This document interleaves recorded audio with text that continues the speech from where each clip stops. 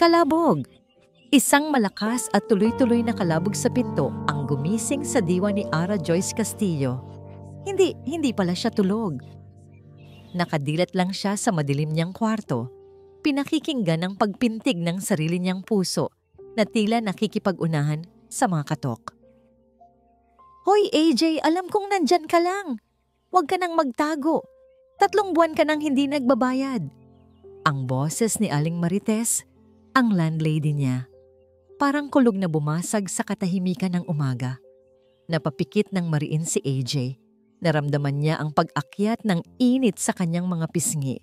Ang kahihiyan. Ito na yata ang pinakamasakit sa lahat.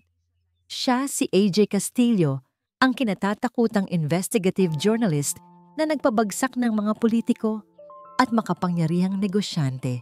Ngayon ay nagtatago sa sarili niyang apartment na hindi niya na kayang bayaran. Tumigil ang kalabog.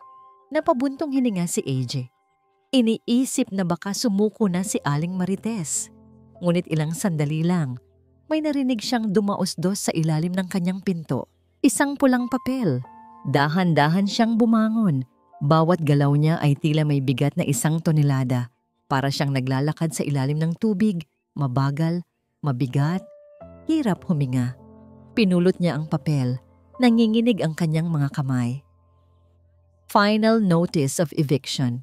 You have 3 days to vacate the premises. 3 araw.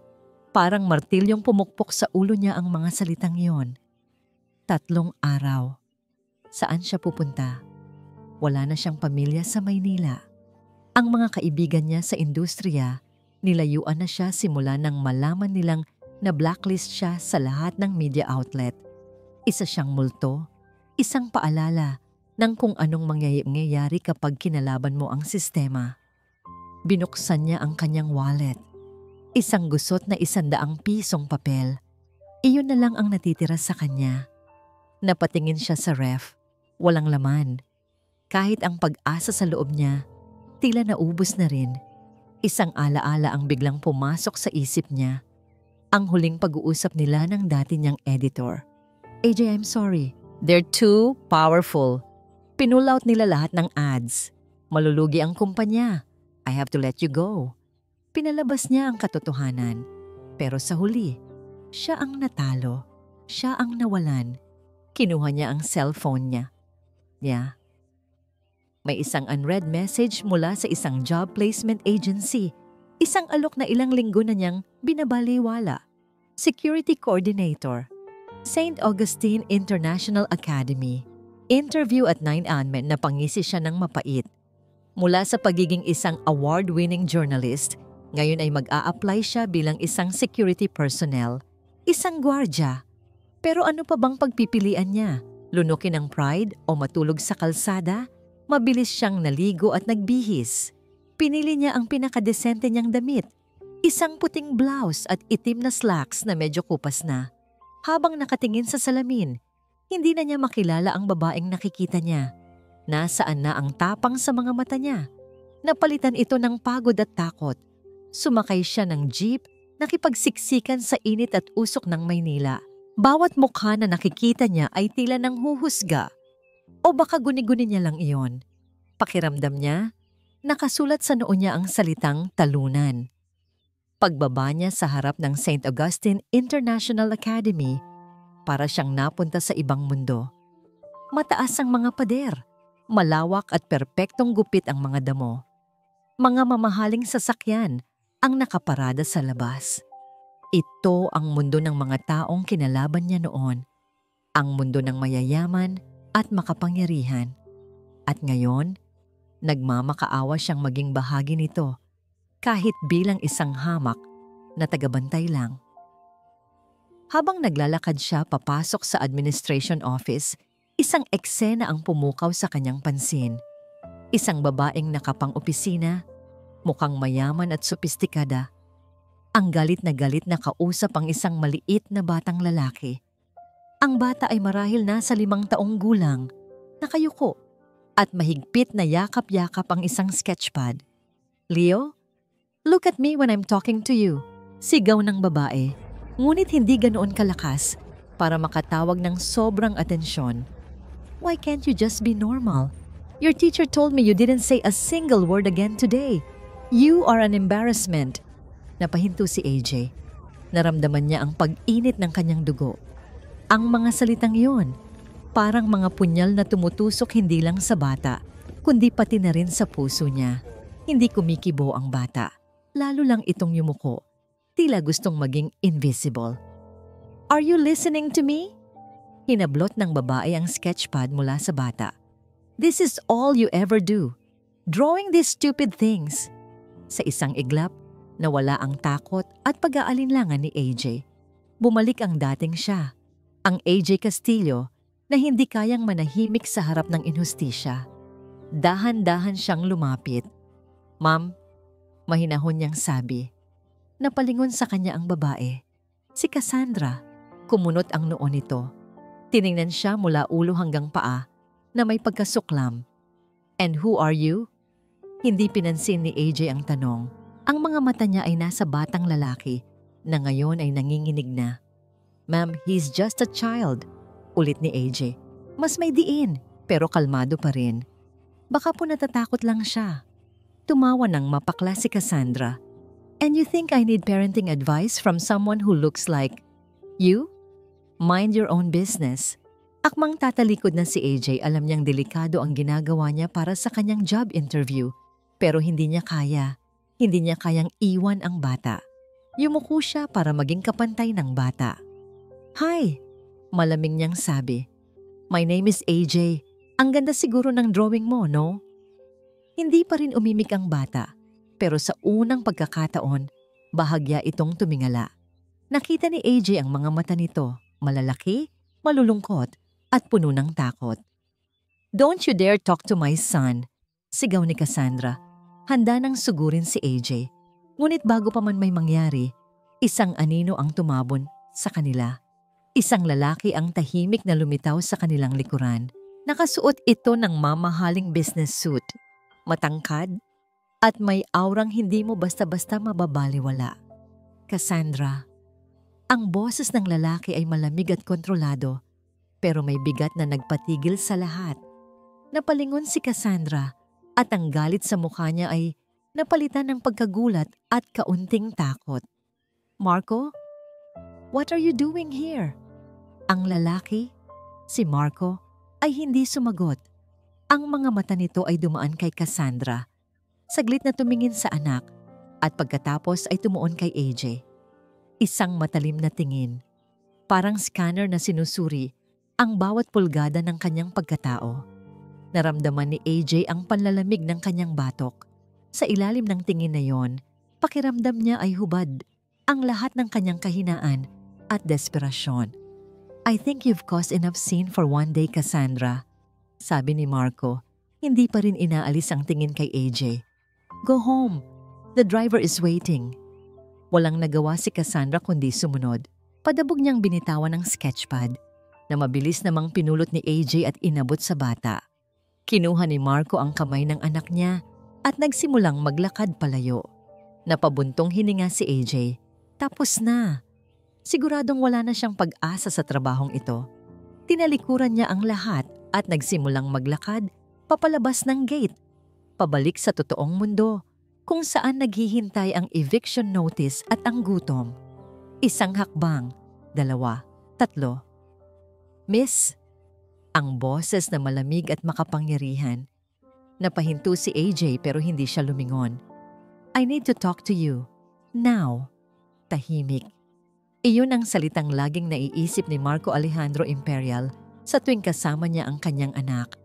Ang katahimikan sa loob ng kanyang mamahaling sasakyan ay mas nakakabingi pa kaysa sa ingay ng traffic sa labas. Dito sa loob, ang tanging maririnig mo lang ay ang mahinang ugong ng aircon at ang tunog ng lapis na marahang kumikiskis sa papel. Tumingin siya sa rearview mirror. Nakita niya ang refleksyon ni Miguel, ang kanyang si Migo. Nakaupo ito ng diretso sa kanyang car seat. Ang buong atensyon ay nasa sketchpad na nasa kanyang kandungan. Ang mga mata ng bata ay nakatutok sa ginuguhit.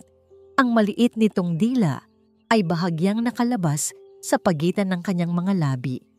Isang pamilyar na kirot ang gumuhit sa dibdib ni Marco. Ganoon palagi. Sa bawat therapist, sa bawat child psychologist, sa bawat mamahaling espesyalista na kinuha niya, iisa lang ang sinasabi nila. Give him time, Mr. Imperial. He's processing trauma. Trauma. Isang salita na parang lason na unti-unting pumapatay sa espiritu ng kanyang anak. Ang trauma ng isang magulong paghihiwalay. Ang trauma ng pagkakaroon ng isang ina na tulad ni Cassandra. Naalala niya ang eksena kanina. Nakatayo siya sa di kalayuan sa likod ng isang malaking poste. Pinapanood ang lahat. Nakita niya ang galit ni Cassandra. Nakita niya ang takot sa mga mata ni Migo. At nakita niya ang babaeng iyon. Ang babaeng lumapit ng walang pag-aalinlangan. Hindi niya alam kung bakit hindi siya agad lumapit. Siguro, pagod na siyang makipagtalo kay Cassandra. O siguro, gusto niyang makita kung anong mangyayari. At ang nakita niya ay isang bagay na hindi pa niya nakikita mula kanino man. Ang babaeng yon, si AJ, ay hindi sinigawan si Cassandra. Hindi siya nakipag-away. Yumuko siya. Tumingin siya sa mata ng anak niya. Kinilala niya ang pagkatao ni Migo, hindi ang kondisyon nito. Sa sandaling iyon, para kay AJ, si Migo ay hindi isang batang may problema. Isa lang siyang bata. Isang bagay ang pumitik sa loob ni Marco. Isang pag-asa. Dinala niya si Migo sa isang pribadong lounge sa loob ng administration office ng eskwelahan kung saan naghihintay ang personal na yaya nito. Pagkatapos ay hinarap niya ang babaeng nagpakilalang si Ara Joyce Castillo. "Follow me," sabi lang niya at nagsimulang maglakad papunta sa kanyang sasakyan. Nagulat siya nang walang tanong itong sumunod. Marahil ay mas desperado ito kaysa sa inaakala niya. Ngayon, narito sila sa opisina niya, sa pinakatuktok ng Imperial Group of Companies Tower. Isang kwartong gawa sa salamin na tanaw ang buong lungsod. Nakatayo si AJ sa gitna, halatang nailang sa karangyaan ng paligid, ngunit pilit na itinatago sa likod ng isang matigas na ekspresyon. Umupo si Marco sa kanyang leather chair at pinagkrus ang kanyang mga kamay sa ibabaw ng malaki niyang mesa. Pinag-aralan niya si AJ, payakang suot, may pagod sa mga mata, pero may tapang, may apoy na hindi pa tuluyang namamatay. "I ran a background check on you the moment we left the school," panimula ni Marco, diretsahan. Ara Joyce Castillo calls herself AJ, one of the best investigative journalists in the country. Until 6 months ago, blacklisted, unemployed, facing eviction. Nakita niya ang bahagyang paninigas ng panga ni AJ. Nasaktan ito, pero hindi nagpakita ng kahinaan. Tumango lang ito. Tila tinatanggap ang mapait na katotohanan. "I have a proposition for you," sabi ni Marco. Inilapag niya sa mesa ang isang makapal na folder. "This is a non-disclosure agreement. Everything we discuss in this room, everything you will see and hear, should you accept my offer, will remain confidential. The penalty for breaking this is severe." Pagkatapos, kumuha siya ng isang tseke mula sa kanyang drawer at dahan-dahan itong itinulak sa ibabaw ng mesa papunta kay AJ. Hindi ito tiningnan ni AJ. Ang mga mata nito ay nakatuon lamang sa kanya, naghihintay, nag-aabang. "Your job, should you choose to accept it," pagpapatuloy ni Marco, "is to be my son's personal companion and protector. You will be with him 24/7. You will live in my house. You will ensure his safety, not just physically, but in every way possible." Iyon ang pinakamalapit na salitang mahahanap niya para ipaliwanag ang gusto niya. Gusto niya ng isang taong poprotekta sa kaluluwa ng anak niya. "I don't need a nanny, Miss Castillo. Migo has plenty of those. I need a shield for my son. I need someone who isn't afraid of the Valderramas." Sa wakas, napatingin si AJ sa tseke. Nakita ni Marco ang paglaki ng mga mata nito. Isinulat niya doon ang isang halaga na sapat para bayaran ang renta nito sa loob ng 10 taon. Isang halagang hindi nito matatanggihan. Pero hindi niya pinulot ang tseke. Muli itong tumingin sa kanya. Nakita ni Marco ang pagtatalo sa loob nito. Ang pride laban sa pangangailangan. Ang pagdududa laban sa desperasyon. Bakit ako? Tanong ni AJ. Ang boses ay bahagyang nanginginig pero may diin. Dahil kailangan ko ng pera? Dahil alam mong wala akong ibang pupuntahan? Umiling si Marco. No, because you were the only person who looked at my son and saw a child, not a problem. You didn't talk to him with pity. You talked to him with respect. I can't buy that, Miss Castillo. No amount of money can. Isang mahabang katahimikan ang namagitan sa kanila. Ang tanging maririnig lang ay ang mahinang pag-type ng keyboard mula sa labas ng kanyang opisina. Nakita ni Marco ang paglunok ni AJ. Nakita niya ang pagbagsak ng mga balikat nito, ang halos hindi kapansin-pansing pagsuko sa bigat ng mundo. Akala niya, iyon na. Tatanggapin na nito ang alok. Pero muling nag-angat ng tingin si AJ. Ang apoy sa mga mata nito ay tila muling nagliyab. Tumingin ito ng diretso sa mga mata niya. I have one condition. Ang kondisyon ni Ara Joyce Castillo ay simple lang. Ngunit para kay Marco Imperial, ito ay tila isang malaking palaisipan. I want to be paid weekly in cash, and I want a separate contract stating that my only loyalty is to Miguel's well-being, not to you, not to your company, and certainly not to your family disputes. Nakita niya ang bahagyang pagkibot ng labi ni Marco. Isang senyales ng pagkagulat na mabilis din nitong itinago. Sa huli, tumango ito. Deal. Sa loob lang ng isang oras nagbago ang lahat. Mula sa bingit ng pagiging palaboy sa kalsada, heto ngayon si AJ, nakasakay sa likod ng isang itim na luxury SUV na mas malaki pa sa dati niyang apartment. Naramdaman niya ang lambot ng leather na upuan at ang lamig ng aircon. Sa labas ng bintana, mabilis na lumilipas ang pamilyar na gusot at ingay ng Maynila. Napapalitan ng malalapad at malilinis na kalsada ng isang exclusive subdivision. Bumukas ang isang dambuhalang gate at pumasok sila sa isang mansyon na tila kinuha mula sa isang magazine. Napapaligiran ito ng malawak na hardin. May fountain sa gitna ng driveway para siyang pumasok sa isang palasyo. This will be your home for the foreseeable future, sabi ni Marco mula sa front seat. Ang tono niya ay businesslike. Tila ba nagbibigay lang ng tour sa isang bagong empleyado? May isang kasambahay na mag-a-assist sa'yo. Your room is connected to Migos. I expect you to be with him at all times, unless I say otherwise. Tumango lang si AJ, hindi makapagsalita. Ang lahat ay napakabilis, napakalaki. Pagpasok nila sa loob, sinalubong sila ng nakahilerang mga katulong, lahat ay nakayuko. Isang babaeng may edad, si Manang Elena, ang lumapit sa kanila. Welcome home, Sir Marco, Migo. Ngunit si Migo, na hawak-hawak ni Marco, ay walang imik. Nagtago ito sa likod ng binti ng kanyang ama. Ang mga mata ay maingat na sumusulyap kay AJ. Manang, this is AJ. She will be Migo's companion, sabi ni Marco. Please show her to her room and provide her with anything she needs. Pagkatapos ay lumingon ito kay AJ. I have a meeting to attend. I will see you both at dinner. At ganoon lang, umalis na si Marco. Iniwan si AJ sa gitna ng malawak na foyer, kasama ang isang batang hindi nagsasalita at mga katulong na maingat na nagmamasid sa kanya. Pakiramdam niya ay isa siyang alien na napadpad sa ibang planeta. Ang mga sumunod na araw ay isang malaking pagsubok sa pasensya ni AJ. Ang kwarto niya, bagamat marangya, ay parang isang gintong hawla. May connecting door ito sa kwarto ni Migo na laging nakasara. Sinubukan niyang kumatok, magpakilala, kausapin ang bata. Pero wala siyang nakuhang sagot kundi katahimikan. Si Migo ay parang isang anino. Nandoon siya, pero parang wala. Kakain siya, nang tahimik sa mesa. Uupo siya sa isang sulok ng napakalaking playroom.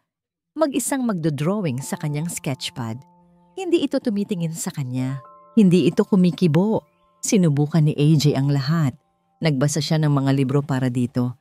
Nag-alok siyang makipaglaro. Nagdala siya ng pagkain. Pero si Migo ay parang isang pader na hindi niya kayang sirain. Nagsimulang magduda si AJ sa sarili niya. Tama ba ang desisyon niya? Paano niya poprotektahan ang isang batang ayaw namang magpaprotekta sa kanya? Isang gabi, hindi na siya nakatiis. Gising pa si Marco. Nagtatrabaho sa kanyang home office. Nag-ipon si AJ ng lakas ng loob at kumatok sa pinto nito. "Sir?" Panimula niya ng pagbuksan siya nito. Tumingala si Marco mula sa kanyang laptop. May bakas ng pagod sa mga mata nito. "Yes, AJ? Hindi ko po yata kaya to." Aminado niya, ang boses ay halos pabulong. "Ayaw po sa akin ni Migo. Hindi ko po alam kung paano ko siya lalapitan." Ibinalik ni Marco ang tingin sa screen. "That's why I hired you. Find a way." Ang lamig ng sagot nito ay parang isang sampal. Napayukom si AJ ng kanyang mga palad. Ganoon lang ba yon? Isang problema na kailangan niyang solusyonan? Bumalik siya sa kanyang kwarto, puno ng inis at pagkadismaya. Ngunit sa halip na matulog, may ibang pumasok sa isip niya. Kung hindi niya kayang sirain ang pader, siguro kailangan niyang umakyat dito. Pumunta siya sa study table sa sulok ng kanyang kwarto at binuksan ang kanyang lumang laptop. Hindi niya ito dinala para sa trabaho niya kay Migo. Dinala niya ito para sa isang personal na misyon. Nag-online siya. Ginamit niya ang kanyang mga lumang contact, ang mga backdoors sa mga database na siya lang ang nakakaalam. Nagsimula siya niyang mag-research. Hindi tungkol kay Marco, hindi tungkol sa Imperial Group, tungkol sa mga Valderrama. Habang naghahanap siya, isang article ang lumabas. Isang business deal na isinara, kamakailan ng Imperial Group kasama ang isa pang malaking korporasyon. At sa larawan ng signing ceremony, naroon si Marco Imperial, nakikipagkamay sa business partner nito. At sa tabi ng partner nito, nakatayo, nakangiti sa kamera, ay ang isang pamilyar na mukha. Si Don Alejandro Valderrama. Napatigil sa paghinga si AJ, ang nangiting iyon, ang mukhang iyon. Parang multo mula sa nakaraan na biglang bumangon para muli siyang saktan. Bumalik ang lahat ng alaala, ang mga umiiyak na empleyado, ang for sale sign sa kanilang bahay, ang atake sa puso na kumuha sa buhay ng kanyang ama. Ang lahat ng yon ay dahil sa lalaking nasa litrato, ang kaaway ng bago niyang amo, ang lolo ng batang dapat niyang alagaan. Ang mundo ay napakaliit at napakabagsik. Ngayon, mas naintindihan na niya. Ang laban na ito ay hindi lang tungkol sa isang bata. Hindi lang tungkol sa dalawang nag-aaway na pamilya. Para sa kanya, naging personal na ito. Naramdaman niya ang pag-init ng dugo sa kanyang mga ugat. Nawala ang kanyang pagkadismaya. Napalitan ito ng isang malamig at matibay na determinasyon. Tumingin siya sa connecting door papunta sa kwarto ni Migo. Hindi na niya ito nakikita bilang isang balakid. Nakikita na niya ito bilang unang hakbang. Kailangan niyang makuha ang tiwala ng bata. Dahil alam niya, sa likod ng mga guhit at katahimikan nito, naroon ang mga sagot. Naroon ang susi para pabagsakin ang lalaking sumira sa kanyang pamilya. Isinara niya ang laptop at lumikha ng isang bagong folder sa kanyang desktop. Ang pangalan? Project Valderrama. Kinabukasan, may bagong determinasyon si AJ. Hindi na siya ang babaeng nagmamakaawa para sa atensyon ng bata. Ngayon, isa siyang imbestigador na may misyon. Sa halip na kumatok sa kwarto ni Migo, naghintay siya sa labas. Nang lumabas ang bata kasama ang yaya nito para mag-agahan, hindi niya ito binati ng masiglang good morning. Tumango lang siya, isang tahimik na pagkilala, at sumunod sa kanila papunta sa dining hall. Sa buong araw, ginawa niya ang parehong bagay. Hindi niya pinilit, hindi siya nagsalita kung hindi kailangan. Naging anino lang siya ni Migo, isang presensyang laging nariyan, tahimik na nagmamasid, pero hindi nanghihimasok. Pinanood niya itong maglaro mag-isa. Pinanood niya itong mag-drawing ng ilang oras. Sa pangatlong araw ng kanyang bagong estratehiya, may nangyaring kakaiba. Nasa playroom sila. Gaya ng dati, si Migo ay nasa isang sulok, abala sa kanyang sketchpad. Si AJ naman ay nakaupo sa di kalayuan, nagbabasa ng libro. Pero ang kanyang mga mata ay laging pasulyap-sulyap sa bata. Biglang tumayo si Migo. Lumakad ito papunta sa bookshelf. May gusto itong kunin na isang libro ng mga hayop sa pinakamataas na shelf, pero hindi nito abot. Tumingin ito sa paligid. Hinahanap ang yaya, ngunit nagkataong nasa kusina ito para kumuha ng merienda. Napatingin si Migo sa direksyon ni AJ. Nagtama ang kanilang mga mata sa unang pagkakataon. May pag-aalinlangan sa mukha ng bata, pero mayroon ding pangangailangan. Dahan-dahang ibinaba ni AJ ang kanyang libro. Tumayo siya. Lumapit sa bookshelf, kinuha ang libro ng mga hayop at iniabot ito kay Migo. Hindi siya nagsalita. Hindi siya ngumiti. Ibinigay lang niya ang libro. Kinuha ito ni Migo at sa isang saglit na halos hindi na malaya ni AJ, bahagya itong tumango. Isang maliit na tagumpay, pero para kay AJ, iyon ay parang isang malaking lindol. Nasira ang isang maliit na piraso ng pader. Mula noon, unti-unti nang nagbago ang lahat. Kapag may kailangan si Migo at wala ang yaya nito, kay AJ na ito lumalapit. Hindi pa rin ito nagsasalita, pero ituturo nito ang gusto niya. Isang baso ng tubig, isang laruan, o ang kanyang sketchpad. At ang sketchpad ang naging susi. Isang hapon, habang nagdodrawing si Migo, aksidente nitong nahulog ang kanyang lapis. Gumulong ito papunta sa paanan ni AJ. Pinulot niya ito pero sa halip na ibalik agad, tiningnan muna niya ang pahina kung saan gumuguhit ang bata. Hindi ito isang ordinaryong drawing. Isang malaking bahay ang nakaguhit. Ngunit ang mga bintana nito ay parang mga matang galit. Sa labas ng bahay may dalawang stick figures, isang maliit at isang malaki na babae. Ang babae ay may buhok na parang tinik at ang bibig nito ay isang galit na guhit. Biglang hinablot ni Migo ang sketchpad mula sa kamay ni AJ at mabilis na isinara. Yumuko ito. Niyakap ang sketchpad na parang isang kalasag. Nanginginig ang maliliit nitong balikat. Hindi sinubukan ni AJ na bawin ito. Sa halip, umupo siya sa sahig, ilang talampakan ang layo mula sa bata, para maging kapantay nito. Pasensya na, mahina niyang sabi. Hindi ko sinasadyang tingnan. Hindi sumagot si Migo. Alam mo, pagpapatuloy ni AJ, tila kinakausap ang hangin.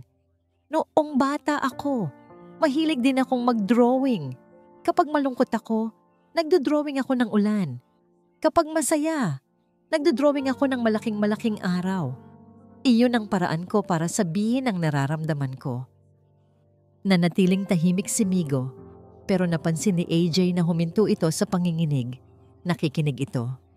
Ang mga drawing, sabi ni AJ, ay parang mga sikretong salita. Isang lengguwahe na ikaw lang at ang papel ang nakakaintindi. Dahan-dahan, napansin niyang bahagyang lumuwag ang pagkakayakap ng bata sa sketchpad. Kinagabihan, naabutan ni Marco si AJ sa sala. Nakaupo ito sa sofa, nakatingin sa kawalan. May problema ba? Tanong niya. Umiling si AJ. Sinusubukan ko lang intindihin ang lengguwahe niya. Lengguwahe? Kumunot ang noo ni Marco. Ang mga drawing niya, sir. Paliwanag ni AJ. Hindi lang yon basta mga guhit, kwento yon. Doon niya sinasabi lahat nang hindi kayang bigkasin ng bibig niya. Umupo si Marco sa tapat niya. Sa unang pagkakataon, nakita ni AJ ang isang bagay sa mga mata nito bukod sa pagiging CEO, pag-aalala. Purong pag-aalala ng isang ama. Anong kinukwento niya? Nag-alinlangan si AJ. Bahagi ba ito ng trabaho niya? Ngunit nang makita niya ang pag-asa at takot sa mukha ni Marco, alam niyang kailangan niyang sabihin. Nakita ko ang isang drawing, isang babae na may galit na mukha. Sa tingin ko, Si Cassandra yon. Isang mabigat na katahimikan ang bumalot sa kanila. Napasandal si Marco sa sofa at ipinikit ang mga mata. Tila binubuhat ang isang problemang hindi nakikita. "She blames me," mahinang sabi ni Marco. Ang boses ay puno ng pait. "She thinks I took Migo away from her. Pero ang totoo, si Migo ang lumayo. Isang araw, pagkatapos ng isang matinding pag-aaway namin, tumigil na lang siyang magsalita. Lalo na kapag nandyan ang nanay niya." Ito ang unang pagkakataon na nagbahagi si Marco ng isang bagay na personal. Naramdaman ni AJ ang bigat ng pinagdadaanan nito. Sa likod ng malamig na anyo, naroon ang isang amang nasasaktan at nalilito. Kinabukasan, bumili si AJ ng isang malaking set ng art materials, mga Crayola, oil pastels, watercolors, lahat ng uri ng papel. Inilatag niya ang mga ito sa sahig ng playroom. Hindi niya inalok si Migo. Hinayaan lang niya doon. Pagkalipas ng isang oras, nakita niyang maingat na pinulot ni Migo ang isang piraso ng oil pastel na kulay itim. Sa mga sumunod na araw, naging rutina na nila yon. Maglalatag si AJ ng art materials at si Migo ang bahalang pumili. Unti-unti, sinimulan ng bata na iwanan ang mga drawing nito kung saan-saan na parang mga liham na naghihintay basahin. Isang gabi, matapos matulog si Migo, umakyat si AJ sa kanyang kwarto. Dala-dala ang bagong koleksyon ng mga drawing. Ang mga guhit ay mas detalyado ngayon at mas madalas na. Mga bahay, mga hayop at madalas, mga mukha. May kabilang pinto na nag-uugnay sa kwarto ni Marco na ginagamit minsan ng kasambahay para ihatid ang laundry nito. Ngayong gabi, bukas ito ng bahagya. Nakita ni AJ ang ilaw sa loob. Nag-alinlangan siya. Dapat ba siyang kumatok? Ngunit sa pagkakataong ito, hindi lang siya isang empleyado. Nakita niya ang pag-aalala sa mga mata ni Marco at sa mga drawing ni Migo, mayroong mga mensahe na para sa ama nito. Kumatok siya. "Pasok!" narinig niyang sabi ni Marco. Pumasok si AJ. Nakaupo si Marco sa isang lounge chair, may hawak na libro, ngunit nakatingin lang sa kawalan. Ang mga ilaw sa kwarto ay bahagya lang. Nagbibigay ng isang malambot na glow sa buong silid. "Sir, may bago po akong nakita," sabi ni AJ at inilatag ang mga drawing sa coffee table. Nilapitan ni Marco ang mesa. Kinuha niya ang isa sa mga drawing, isang larawan ng isang maliit na bata na nakatayo sa isang madilim na silid at sa labas ng bintana may isang malaking bagyo.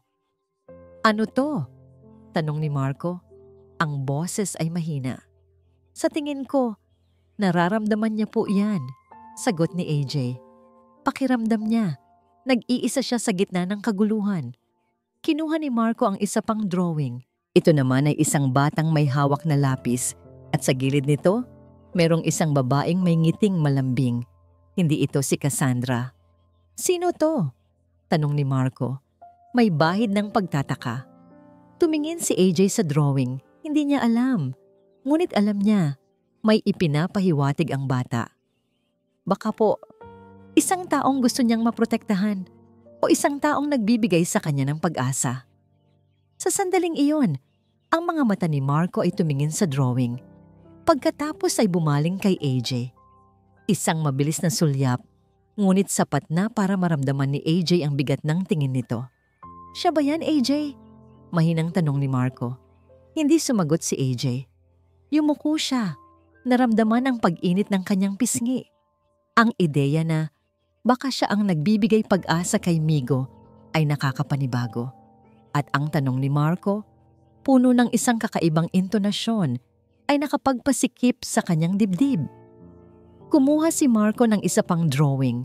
Ito ang gumulat kay AJ. Isang bahay na tila nasusunog. Ang mga kulay ay pula at orange. Nagliliyab. May usok na umaalpas mula sa bubong. Sa gilid nito, mayroong 3 letra na hindi maintindihan ni AJ kanina. Ngunit ngayon ay naging malinaw. IGC, para itong isang kidlat na tumama sa kanya. Hindi ito isang ordinaryong drawing. Hindi ito basta isang damdamin. Ito ay isang babala. Napatingin si AJ kay Marco. Nakita niya ang pagbabago sa ekspresyon ng kanyang amo. Mula sa pag-aalala, napalitan ito ng matalim na konsentrasyon na may halo ng isang pamilyar na kaba. Anong ibig sabihin nito? Tanong ni Marco. Hinawakan ng mahigpit ang drawing. Ang kanyang boses ay bumalik sa pagiging CEO. Kontrolado. Ngunit may bahid ng pagkabahala. Migo, bakit niya iguguhit ang Imperial Group of Companies na nasusunog? Umiling si AJ, ang kanyang isip ay mabilis na nag-iisip. Hindi niya pa sinasabi kay Marco ang tungkol sa kanyang sariling lihim na investigasyon laban kay Don Alejandro Valderrama. Ngunit ang drawing na ito ay isang direktang koneksyon. Hindi ko po sigurado, sir. Sagot ni AJ. Sinisikap na panatilihing kalmado ang kanyang boses. Pero hindi ko po sa tingin na ito ay basta imahinasyon lang. May sinasabi po si Migo. Ang mga mata ni Marco ay tiningnan ang drawing ng matagal. Pagkatapos ay tumingin siya sa malayo, sa city lights, sa labas ng bintana. Ang kanyang panga ay nagpapakita ng isang determinadong guhit. Alam ni AJ na nakikita na nito ang koneksyon, ang banta. Tumayo si Marco at lumapit sa bintana. Ang mga Valderrama, mahinang sabi nito. Hindi sila titigil hanggat hindi nila nakukuha ang lahat. Naramdaman ni AJ ang lamig sa kanyang katawan. Mas malalim ang problemang ito kaysa sa inaakala niya. At ang maliit na bata na yon, sa katahimikan nito, ay naging biktima at tagapagbigay babala. Sir, sa tingin ko, kailangan nating maging handa, sabi ni AJ. Kung may binabalak si Don Alejandro, si Migo na ang nagsabi sa atin. Lumingon si Marco kay AJ. Ang mga mata nito ay puno ng seryosong pag-iisip. Maraming salamat, AJ. You've opened my eyes. Mula sa kanyang bulsa, kinuha ni Marco ang kanyang cellphone. Dinial niya ang numero ng kanyang personal assistant. I want you to pull up all recent transactions involving IGC shares. Utos niya. Lalo na ang mga malalaking acquisitions. Focus on shell corporations. Anything tied to the Valderrama Group. I need it on my desk first thing in the morning. Habang pinakikinggan ni AJ ang mga utos ni Marco, naramdaman niya ang isang pamilyar na kilabot sa kanyang balikat. Ito ang mundo niya. Ang mundo ng mga lihim at investigasyon.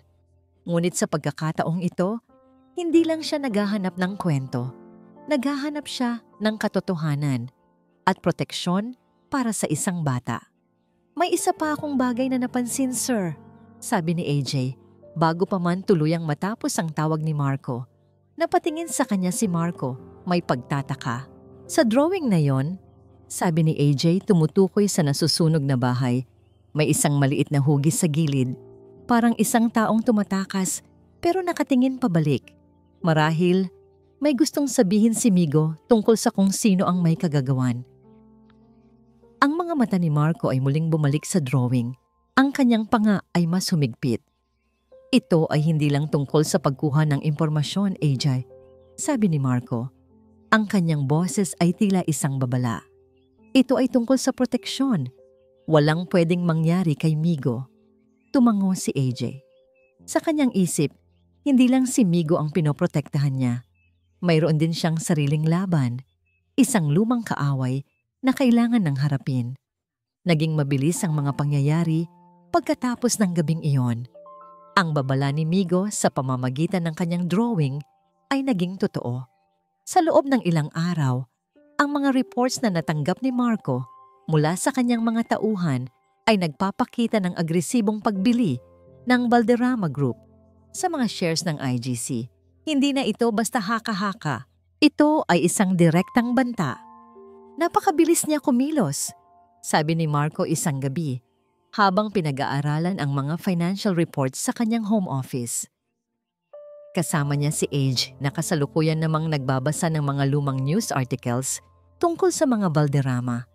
Tila ba mayroon siyang impormante sa loob? Napatingin si AJ sa kanya. Alam niya ang pakiramdam na yon, ang pakiramdam na niloloko ka mula sa loob. May ideya po ba kayo kung sino? Tanong ni AJ. Umiling si Marco.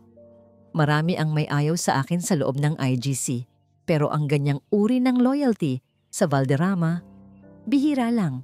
Naisip ni AJ si Cassandra, ngunit hiningi niya sa kanyang sarili na huwag itong sabihin. Hindi pa oras. Dahil sa tumitinding banta, nagdesisyon si Marco na ilayo muna si Migo. Hindi ko pwedeng hayaan si Migo sa Maynila, sabi niya. Lalo na't nagsisimula na siyang magpakita ng pagbabago dahil sa'yo. Ilang araw ang lumipas. Dinala ni Marco si AJ at Migo sa isang pribadong rest house ng pamilya sa Tagaytay. Ito ay isang malaking bahay na may tanawin ng Taal Volcano na papalibutan ng luntiang hardin. Malayo sa ingay at gulo ng syudad. Pagdating nila, para silang nakahinga ng maluwag. Ang hangin ay sariwa. Ang kalikasan ay tahimik. Si Migo, sa unang pagkakataon, ay tumakbo sa hardin. May kaunting kislap sa mga mata. Dito muna tayo, hanggat hindi pa nalilinawan ang lahat, sabi ni Marco, na tila binababa rin ang kanyang mga depensa. Sa loob ng ilang araw, naranasan ni AJ ang isang buhay na hindi niya akalaing posibleng maranasan. Isang buhay na malayo sa takot at desperasyon. Kasama niya si Migo sa umaga, naglalaro sa hardin, nagdodrawing ng mga bulaklak at puno. At sa hapon, kasama nila si Marco. Isang araw, nakita ni Marco si AJ at Migo na nagpapalipad ng saranggola. Ang hangin sa Tagaytay ay perpekto at ang saranggola ay lumipad ng mataas, parang isang makulay na ibon. Narinig ni Marco ang tawanan ni AJ. Isang tunog na ngayon niya lang napagtanto na hinahanap-hanap niya. Ang mga mata ni AJ ay kumikinang sa sikat ng araw at sa sandaling iyon, nakalimutan ni Marco ang lahat ng problema. Kinagabihan, pagkatapos kumain, umupo silang tatlo sa veranda. Pinapanood ang paglubog ng araw. Si Migo ay nakaupo sa pagitan ni na AJ at Marco. May hawak na libro ng kwento na binabasa ni AJ. Nakasandal ang ulo ni Migo kay AJ, komportableng-komportable. Napakatahimik ng sandali. Ang tanging maririnig ay ang huni ng mga insekto at ang malalayong alon ng lawa. Salamat AJ, mahinang sabi ni Marco. Ang kanyang boses ay tila may halong pait at pasasalamat. Hindi ko akalaing makikita ko pang ganito si Migo. Tumingin si AJ kay Marco. Ang araw ay unti-unting lumulubog at ang gintong liwanag nito ay nagpatingkad sa mga matang seryoso ni Marco. Nakita niya ang isang bagay sa mga mata nito na hindi niya inasahan, pagkapagod, pag-asa at isang uri ng Trabaho ko po yan, sagot ni AJ, ngunit ang kanyang puso ay bumibilis. Ngumiti ng bahagya si Marco.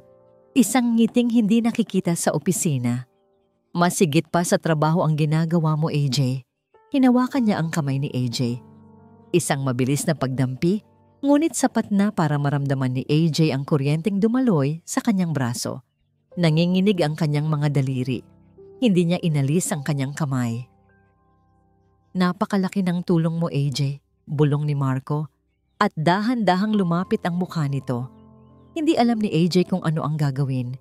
Ang kanyang isip ay sumisigaw ng delikado, profesionalismo, ngunit ang kanyang puso ay ibang kwento.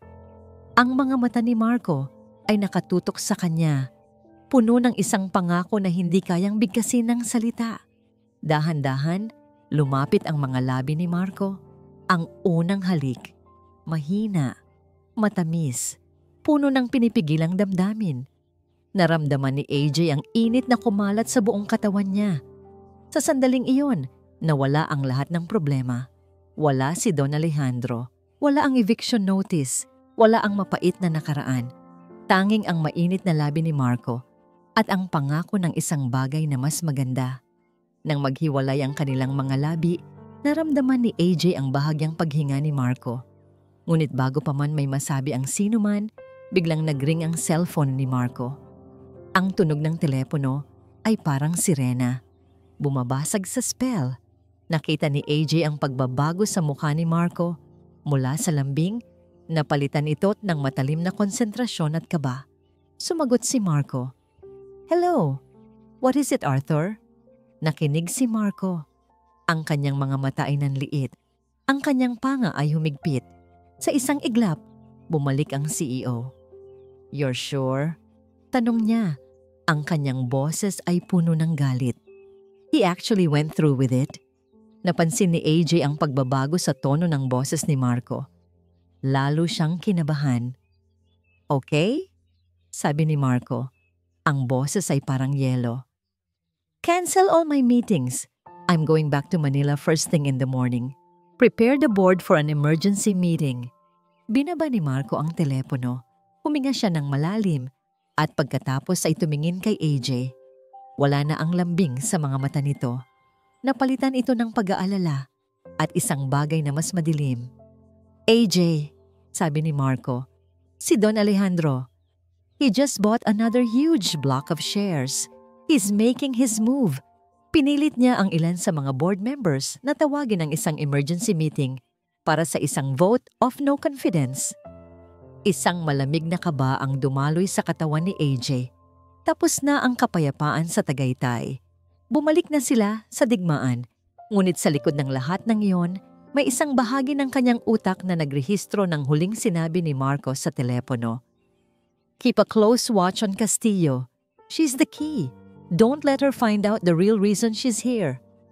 Ang mga salita ni Marco ay bumulong sa hangin, ngunit parang kidlat na tumama sa tenga ni AJ. "Keep a close watch on Castillo. She's the key. Don't let her find out the real reason she's here." Nagulantang siya. Ang init ng halik ni Marco ay biglang napalitan ng lamig na bumalot sa buong katawan niya. Ang pangako ng isang bagong simula ay tila gumuho sa isang iglap.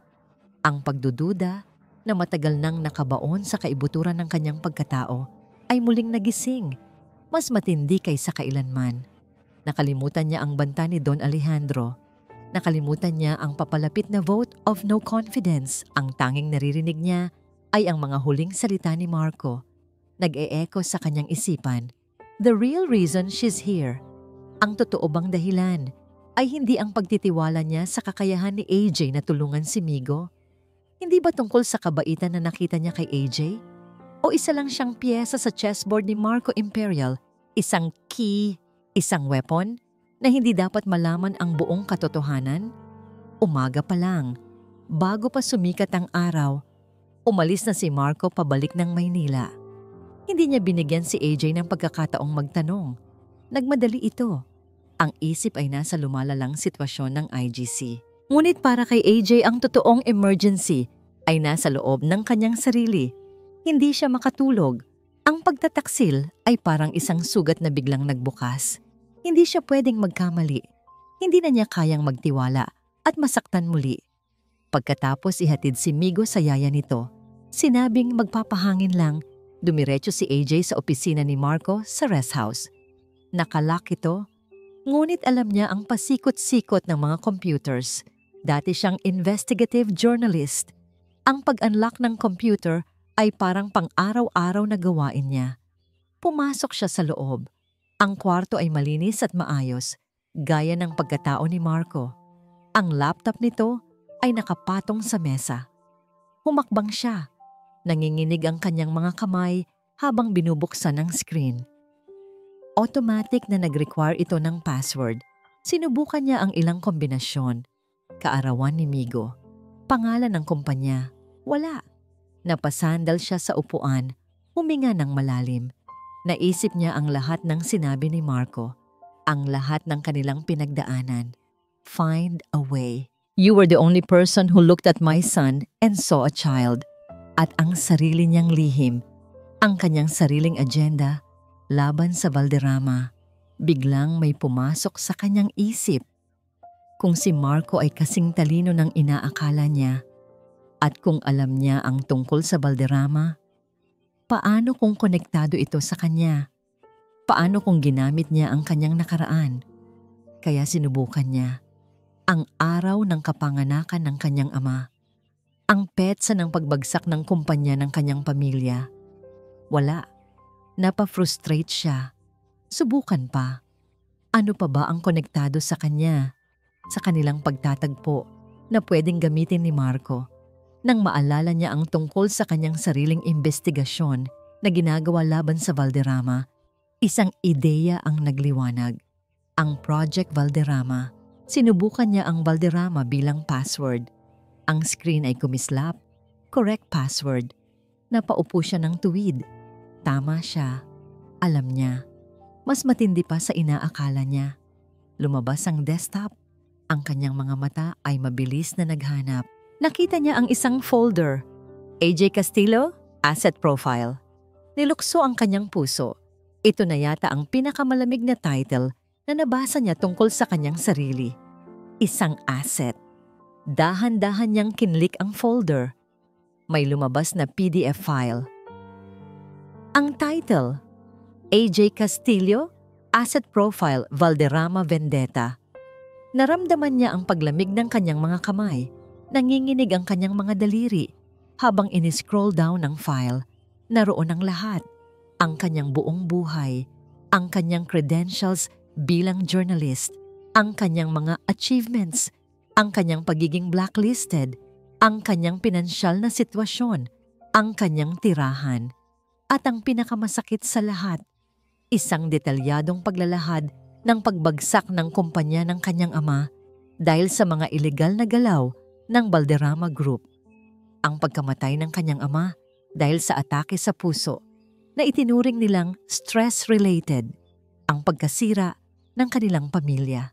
Kasama pa ang ilang mga pahina ng notes and observations na may petsa bago pa man niya matanggap ang job interview sa St. Augustine.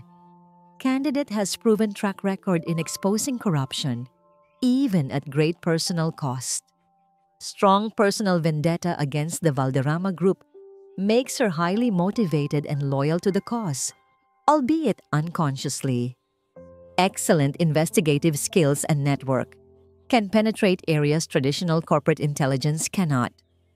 Emotional stability may be a concern, but her deep-seated anger can be channeled effectively. Recommendation: proceed with recruitment. Position: Migos companion.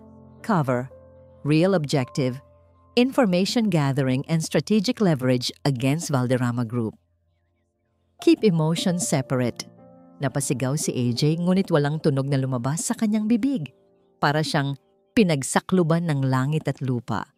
Ang lahat ng pag-asa, lahat ng bagong damdamin na naramdaman niya kay Marco, lahat ay isang kasinungalingan, isang malaking scheme, isang pagmamanipula. Siya ay isang asset, isang weapon, isang cover. Ginulo ang buhok niya, tila gustong alisin ang lahat ng nakita niya. Pakiramdam niya ay ginamit siya. Nilinlang. Ang mga luha ay nagsimulang dumaloy sa kanyang mga pisngi.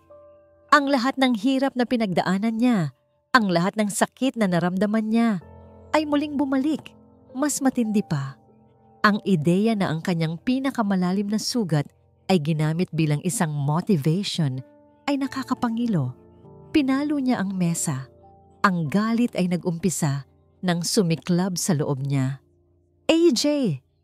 Isang boses ang nagpatindig ng kanyang balahibo. Napalingon siya. Nakatayo si Marco sa pintuan, nakatingin sa kanya, sa nakabukas na laptop sa mesa. At sa kanyang mukha, nakita niya ang isang bagay na hindi pa niya nakita noon. Pagkagulat, pag-aalala, at isang matinding pagsisisi. AJ, I can explain. Nagsikip ang dibdib ni Marco. Hindi niya akalaing mangyayari ito. Hindi niya inasahan na ganito kabilis. Nakatayo si AJ sa gitna ng opisina. Ang mukha ay basang-basa ng luha. Ang mga mata ay namumula sa galit at sakit. Ang laptop sa mesa nakabukas ay nagpapakita ng ebidensya ng kanyang kasalanan. Simula niya, lumapit ng dahan-dahan, tila papalapit sa isang nasasaktang hayop. Hindi ito ang iniisip mo, pakinggan mo ako.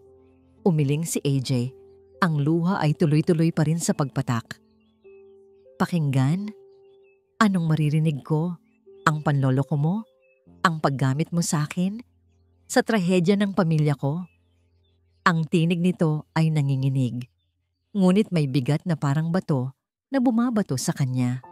Noon, AJ, pagpapaliwanag ni Marco, sinisikap na makuha ang kamay nito, ngunit mabilis itong umiwas.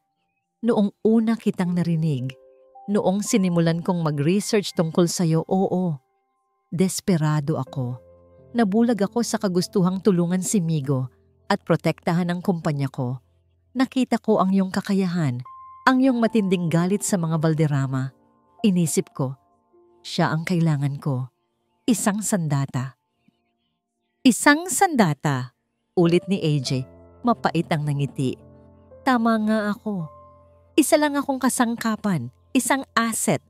Nilinlang mo ako. Hindi, mariing sabi ni Marco. Hindi ito panloloko, AJ.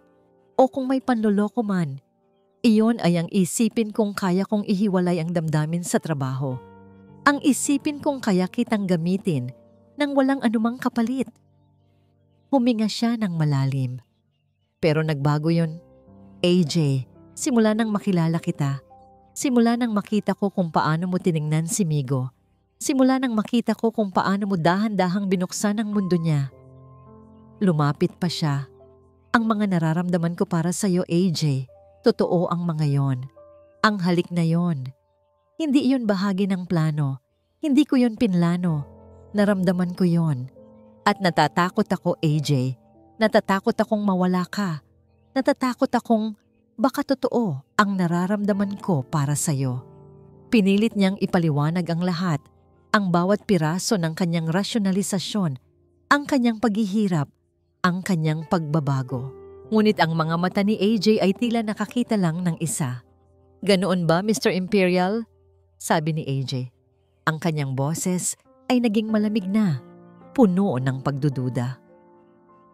O baka naman, ito ang paraan mo para mas lalo akong mahulog, para mas lalo akong maging tapat sa misyon mo. Ang mga katulad mo, ang mga mayayaman at makapangyarihan, sanay sa ganyang panlilinlang. Ang pera mo, ang kapangyarihan mo, ginagamit mo ang lahat para makuha ang gusto mo. Naramdaman ni Marco ang pagkabigla. Hindi niya inakala na ganoon kalalim ang kanyang sugat, ang kanyang pagkamuhi sa kanyang mundo. Hindi ganoon, AJ, protesta niya. Hindi ako ang Valderrama, hindi kita gagamitin. Talaga ba? Tumawa si AJ ng mapakla. Ang lahat ng pinagdaanan ko, ang pagkawala ko sa trabaho, ang pagkakabaon ko sa utang, ang nalalapit kong pagpapalayas sa bahay. Sa tingin mo, hindi ako ang pinakamagandang target para sa'yo? Isang desperadong babae na handang kumapit sa kahit anong patpat para lang mabuhay? Tapos, nakita mo ang Valderrama, ang koneksyon. Naging perpekto ako para sa plano mo. Kinuha ni AJ ang tseke na ibinigay ni Marcos sa kanya noon. Ang tseke na hindi niya pa nadedeposito. Isinampal niya ito sa dibdib ni Marco. Hindi ko kailangan ng pera mo. Sigaw ni AJ at sa oras na ito, may luha sa kanyang mga mata, pero puno ng matinding galit at paninindigan. Hindi ko kailangan ng panlilinlang mo. Hindi ko kailangan ng pekeng pag-asa na ibinibigay mo. Hindi siya makapagsalita si Marco. Ang kanyang mga salita ay nawala sa gitna ng kanyang galit. Nakita niya ang pagkasira sa mga mata ni AJ.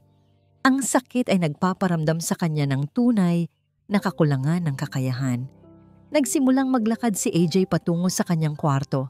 Ang bawat hakbang ay puno ng bigat. AJ, please. Pagmamakaawa ni Marco, na tila nawala na ang lahat ng kanyang pagkontrol sa sarili. Huwag kang umalis. Si Migo? Paano si Migo? Huminto si AJ sa kanyang pinto. Hindi siya lumingon. Si Migo?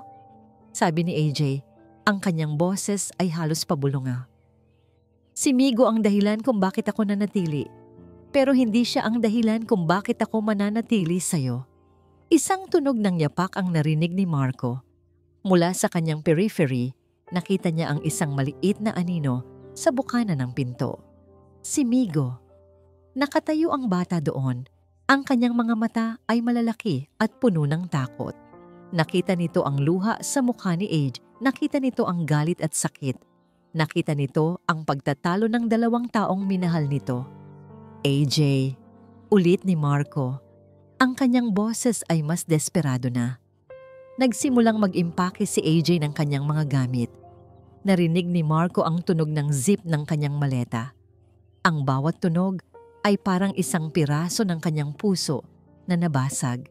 Hindi niya kayang mawala si AJ, lalo na ngayon na nahanap niya ito.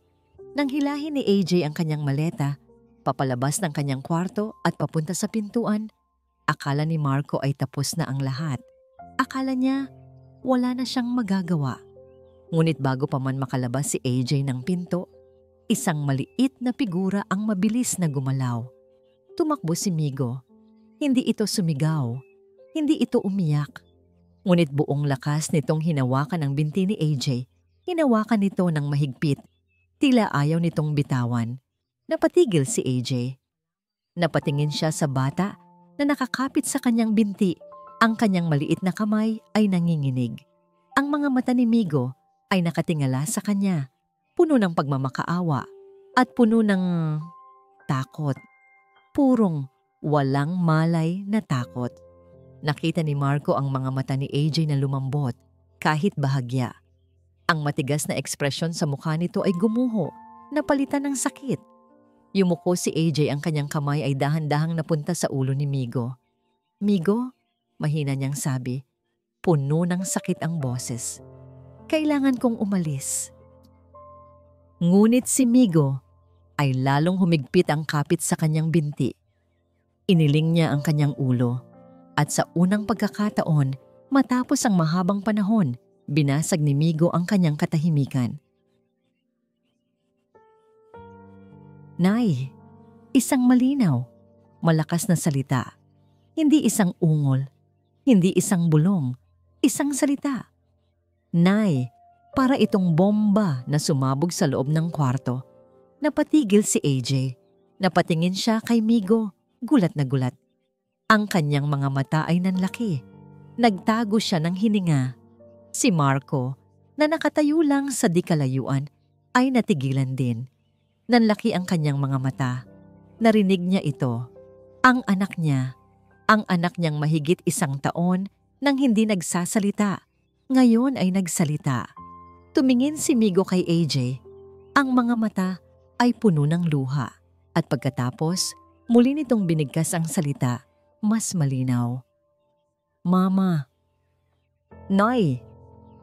Napaupo si AJ sa sahig. Yakap-yakap si Migo. Ang kanyang sariling mga luha ay muling dumaloy. Ngunit sa oras na ito, hindi na yon luha ng galit. Luha iyon ng pagkabigla, ng kalungkutan, at ng isang bagay na mas malalim pa. Migo, bulong ni AJ, niyakap ng mahigpit ang bata. Migo ko. Nang sandaling iyon, ang emosyon ay umapaw. Ngunit ang kapayapaan ay panandalian lamang. Biglang nagring ang telepono ni Marco. Ang tunog ay nagpabalik sa lahat sa realidad, sa digmaan, sa banta ng mga Valderrama. Sinagot ni Marco ang telepono. Ang kanyang mga mata ay nakatuon pa rin kay AJ at Migo. Hello, Arthur. Anong balita? Sa kabilang linya, narinig ni AJ ang malakas at desperadong boses ng assistant ni Marco. Hindi niya narinig ang lahat, ngunit may ilang salita na tumagos sa kanya. Emergency meeting. Huge drop in share prices. Scandal. No confidence.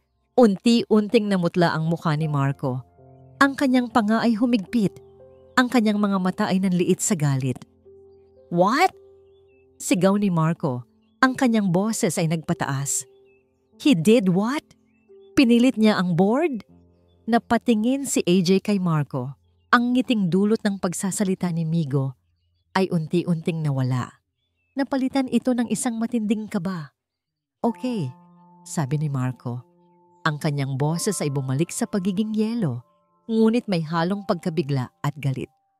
I'm coming back. Now, I will not let him get away with this.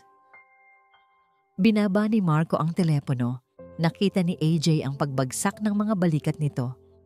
Sa unang pagkakataon, nakita niya si Marco Imperial na tila nawawalan ng pag-asa. Sabi ni Marco, ang boses ay puno ng pait. Pinabagsak niya ang shares. Nag-imbento siya ng isang skandal. Bukas ng umaga, may botohan sila sa board. Ito na ang huling laban. Naramdaman ni AJ ang paglamig ng kanyang katawan. Niyakap niya si Migo ng mahigpit. Ang kanyang mga mata ay nakatingin sa malaking bintana kung saan tanaw ang mga ilaw ng syudad sa malayo, na ngayon ay tila nagbabanta. Pinilit siyang umalis, pero sinabi ni Migo ang nay. Ngayon, ang mundo ni Marco ay gumuho. Si AJ ay nakatingin sa labas ng bukas na pinto ng rest house sa madilim na kalsada.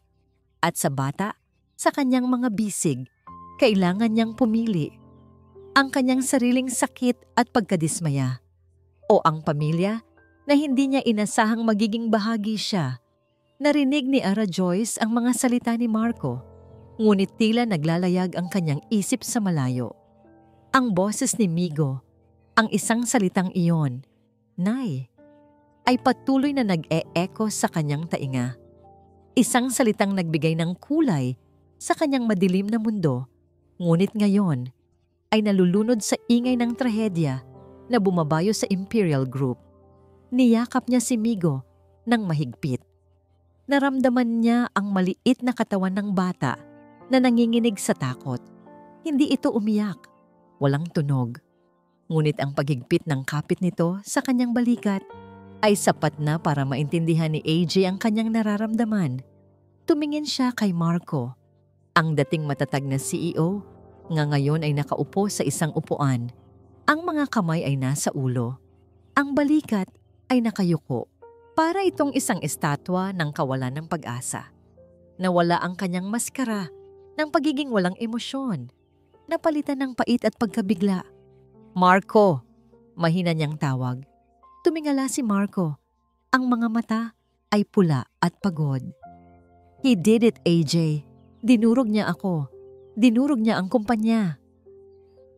Ang sakit sa boses ni Marco ay tumagos sa kanya. Ang galit. Ang pagkadismaya. Ngunit sa likod ng lahat ng iyon, nakita ni AJ ang isang lalaking hindi sanay sa pagkatalo. Isang lalaking ngayon ay hinaharap ang isang katotohanan na hindi niya kayang kontrolin. At ang katotohanan na iyon ay sumasalamin sa kanyang sariling nakaraan. Ang pakiramdam ng kawalan ng kapangyarihan. Ang pakiramdam na dinurog ka ng isang mas malaking puwersa. Ang pakiramdam na ang lahat ng pinaghirapan mo ay nawala sa isang iglap. Nagsimulang kumalam ang kanyang sikmura. Bumalik ang alaala ng kanyang sariling pagbagsak, ang mga titulong na blacklist, ang mga pintong isinara sa kanya, ang pakiramdam na mag-isa siya sa mundo. Ano ang kanyang gagawin? Ang boses ni Marco ay nagsimulang magbigay ng mga utos sa telepono, ngunit ang mga yon ay tila wala ng saysay. Ang kanyang tono ay puno ng desperasyon. Sinusubukang ayusin ang isang bagay na tila nabasag na ng tuluyan. Cancel all press releases. Inform the board that I'll fight this. No, I won't step down. Nakita ni AJ ang kanyang maleta na nakatayo malapit sa pinto. Naghihintay. Ito ang kanyang tiket palabas. Ang kanyang tiket pabalik sa buhay na sanay siya. Ang pagiging mag-isa. Ang pagiging independent. Ang pagprotekta sa sarili niya sa pamamagitan ng paglayo. Ang pag-alis ay nangangahulugang pagtakas sa sakit na dulot ng panloloko ni Marco. Pag-alis ay nangangahulugang pagtakas sa responsibilidad na ngayon ay nararamdaman niya para sa isang batang nagsalita ng kanyang unang salita dahil sa kanya. Mama!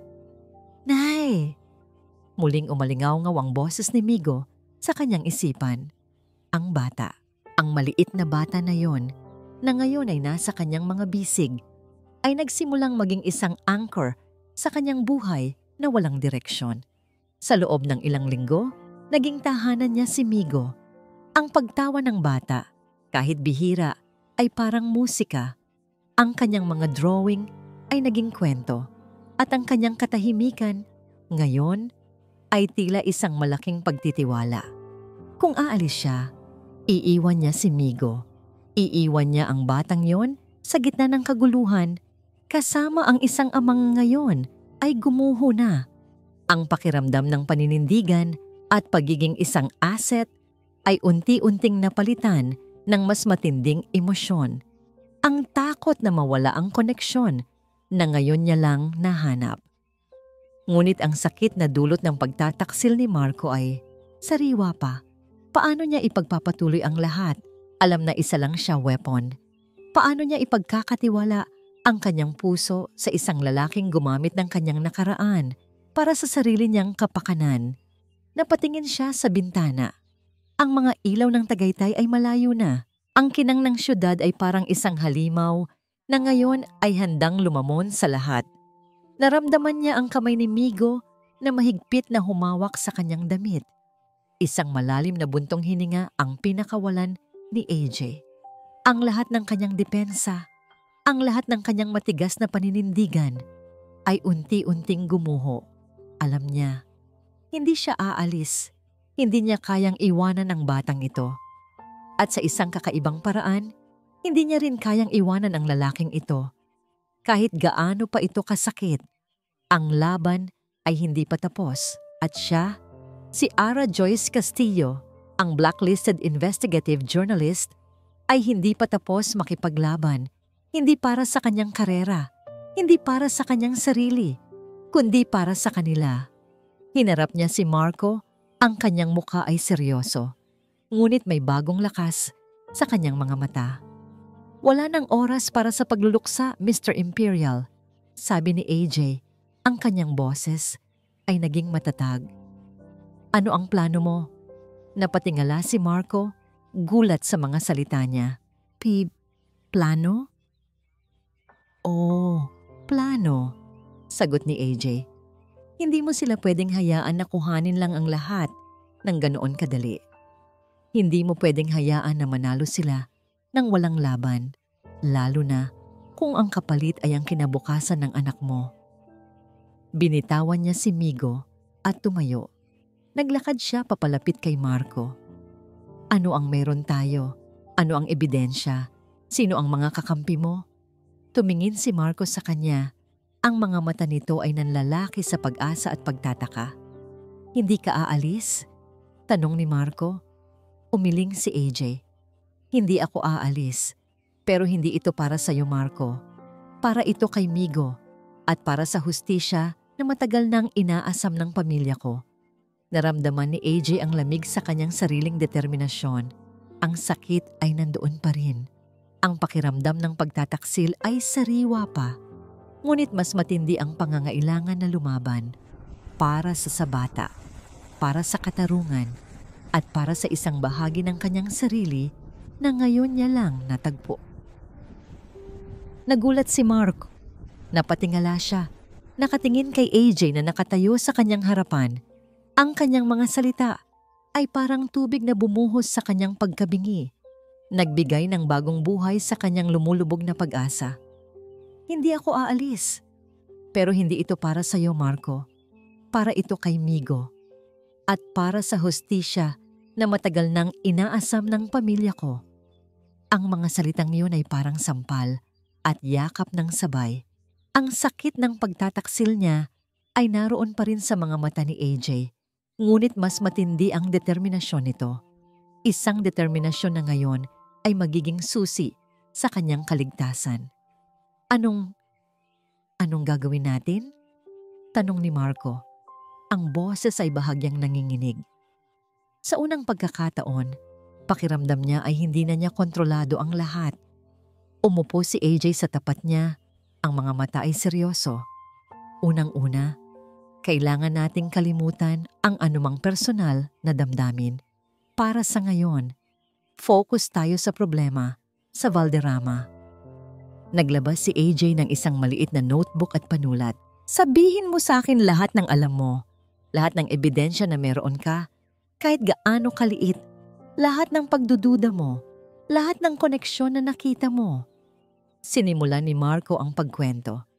Ang lahat ng impormasyon na natipon niya laban kay Don Alejandro, ang mga lihim na pagbili ng shares, ang mga shady deals na may kinalaman sa kanilang kumpanya, ang mga board members na tila biglang lumipat ng panig. Habang nagkukwento si Marco, nagsusulat si AJ. Ang mga kamay nito ay mabilis. Ang mga mata nito ay matalas para itong isang general na nagpaplano ng giyera. Kailangan natin ng tao sa loob, sabi ni AJ. Isang whistleblower. Ang mga Valderrama ay hindi basta-basta magpapatalsik ng CEO ng walang malaking kalokohan. At ang ganyang kalokohan, may mga bakas na iniiwan. Sinubukan ko na, sabi ni Marco, puno ng pagkadismaya. Lahat sila, takot. Kilala si Don Alejandro. Kayang-kaya niya silang sirain.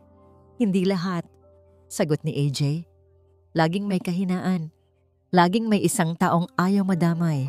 O may isang taong naghahanap din ng hustisya. Biglang may pumasok sa isip niya.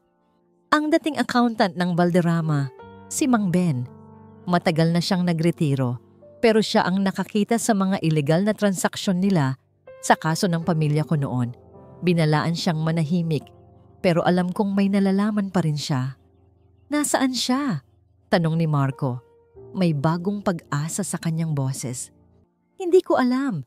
Nagtago siya, sagot ni AJ. Pero may isang tao akong kakilala na baka may ideya. Isang dating kasamahan na dati kong pinagkakatiwalaan sa underground network. Sa mga sumunod na oras, naging parang isang operasyon ang kanilang ginagawa. Hindi na sila dalawang taong may hidwaan. Sila ay naging isang unit. Habang tumatawag si AJ sa kanyang mga dating contact, sinisimulan ni Marco na muling ayusin ang kanyang mga tauhan sa IGC. Ang kanyang personal assistant na si Arthur ay nagpadala ng bagong reports at nag-coordinate sa ilang loyal na board members. Si Migo ay tahimik na nakaupo sa sulok ng opisina, nagdo-drawing. Ngunit ngayon, hindi na ito umiiwas. Paminsan-minsan, sisilip ito sa kanila. Tila nauunawaan ang bigat ng sitwasyon. Kailangan nating hanapin si Mang Ben. Siya ang magpapatunay sa mga lumang kaso. At baka may alam siya sa bago, sabi ni AJ pagkatapos ng isang tawag. Pero delikado ito. Kapag nalaman nilang hinahanap natin siya, baka maunahan nila tayo. Hindi natin hahayaan yon, maring sabi ni Marco. Ang kanyang mata ay bumalik sa pagiging matalas. Ang kanyang panga ay humigpit, handa ng lumaban. Sa loob ng 2 araw, nagtrabaho sila ng walang tigil. Naramdaman ni AJ ang pagod.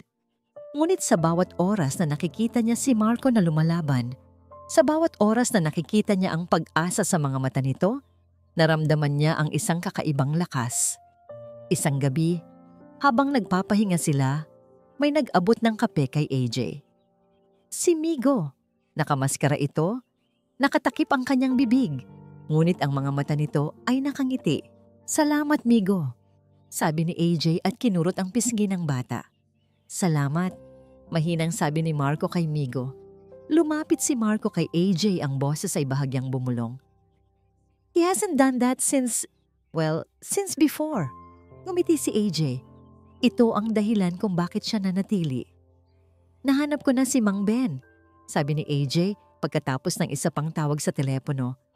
Nasa isang liblib na probinsya, pero nag-aalangan siyang lumabas. Natatakot siya.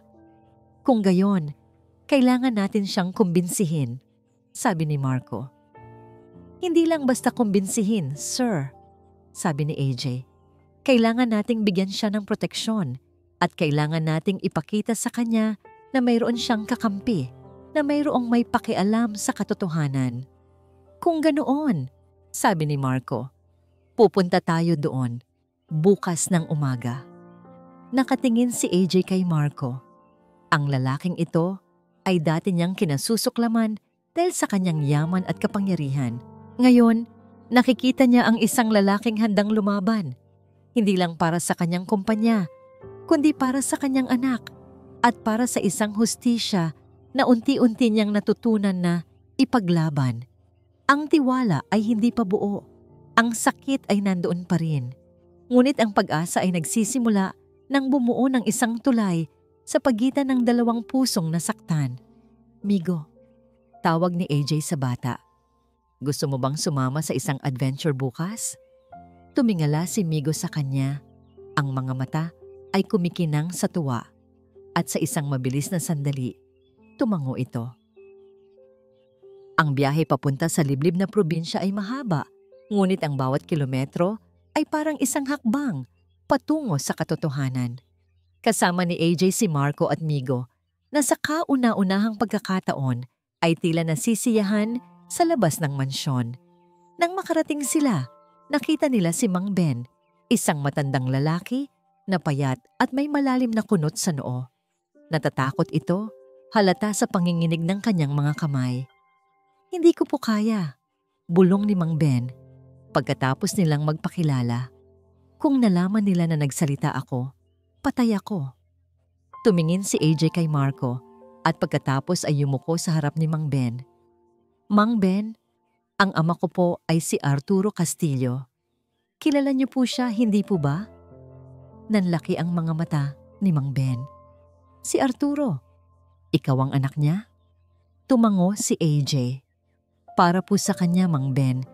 Para sa lahat ng biktima ni Don Alejandro. Hindi po namin kayo pababayaan.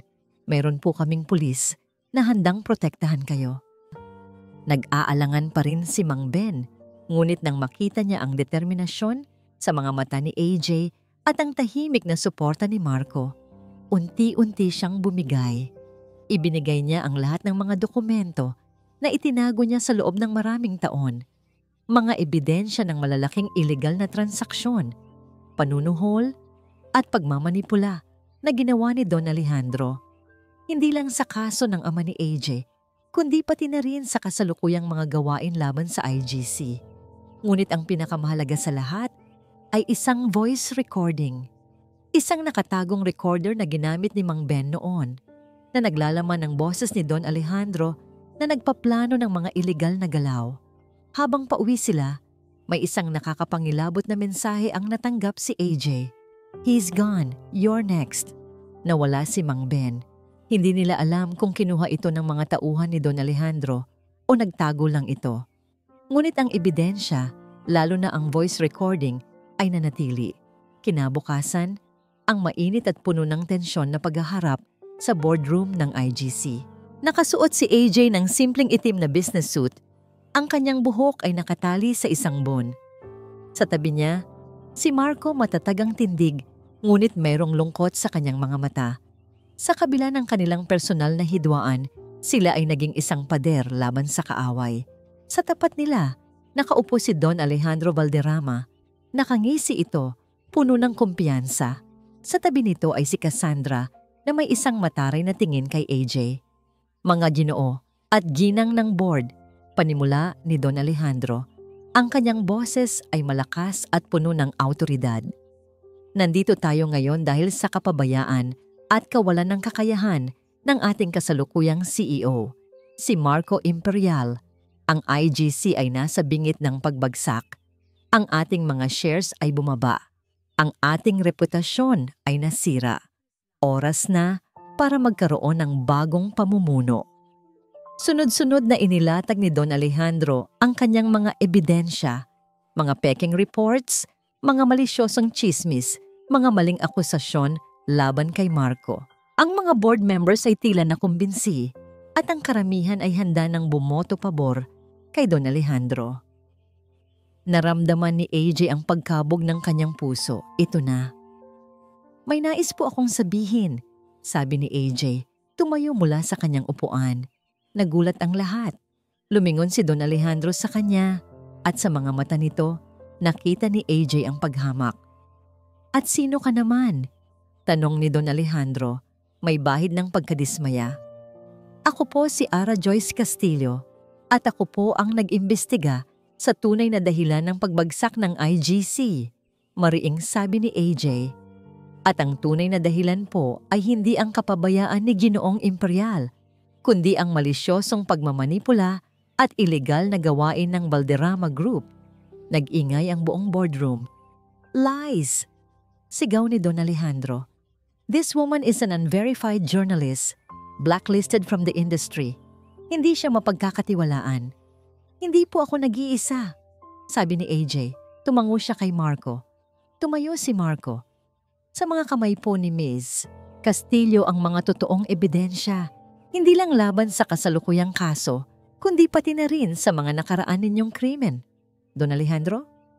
Naglabas si AJ ng kanyang laptop. Isinalpak niya ang USB drive na naglalaman ng mga ebidensya ni Mang Ben. Ang mga ito po ay mga dokumento at transaction records mula sa dating accountant ng Valderrama Group, si Ginoong Benigno Reyes, paliwanag ni AJ habang inilalabas ang mga chart at figures sa screen. Mga dokumento na nagpapatunay ng panunuhol, illegal na pagbili ng shares, at pagmamanipula ng stock market.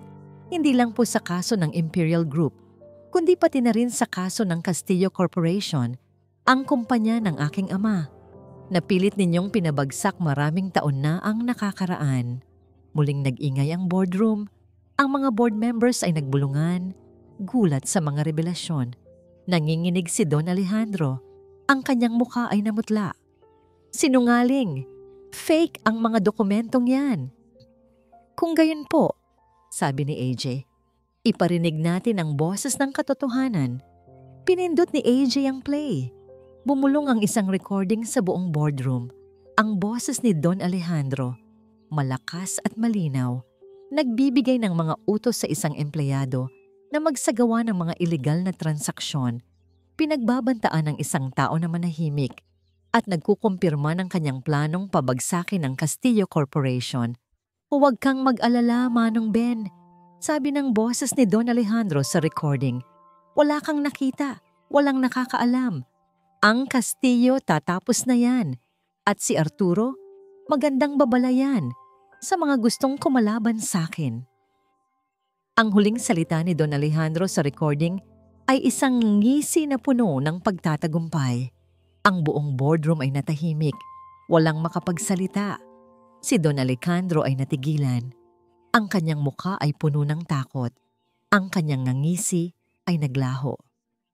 Ito po ang boses ni Don Alejandro Valderrama.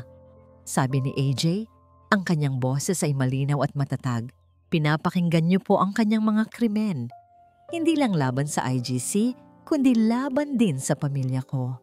At libu-libong Pilipino na nawalan ng hanap buhay dahil sa kanyang kasakiman. Naglakad papalapit si AJ kay Don Alejandro.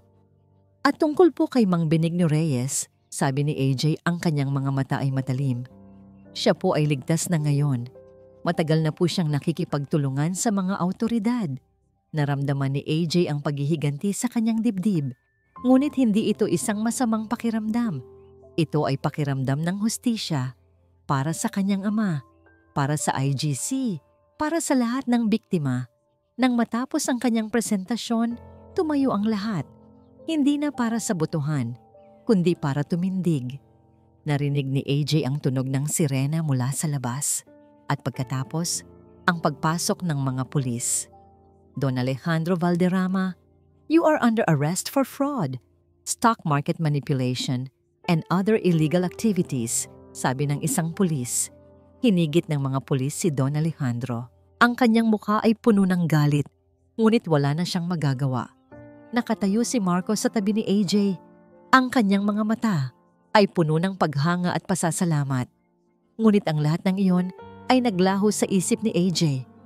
Ang tanging nakikita niya ay ang mukha ni Migo na ngayon ay nasa labas ng boardroom, nakatingin sa kanya, may ngiti. At sa wakas, naramdaman ni AJ ang kapayapaan. Pagkatapos ng kaguluhan sa boardroom, ang mundo ay tila huminga ng maluwag. Ang balita tungkol sa pagkakadakip kay Don Alejandro Valderrama ay kumalat na parang apoy. Ang mga stock ng IGC ay unti-unting bumalik sa normal. Ang hustisya, bagamat huli, ay nagtagumpay. Nang matapos ang lahat, nagmamadaling lumapit si Marco kay AJ. Ang kanyang mukha ay puno ng relief at isang bagay na mas malalim pa. AJ, sabi niya, at hinawakan ang kanyang mga kamay. Hindi ko alam kung paano ako magpapasalamat sa iyo. Salamat.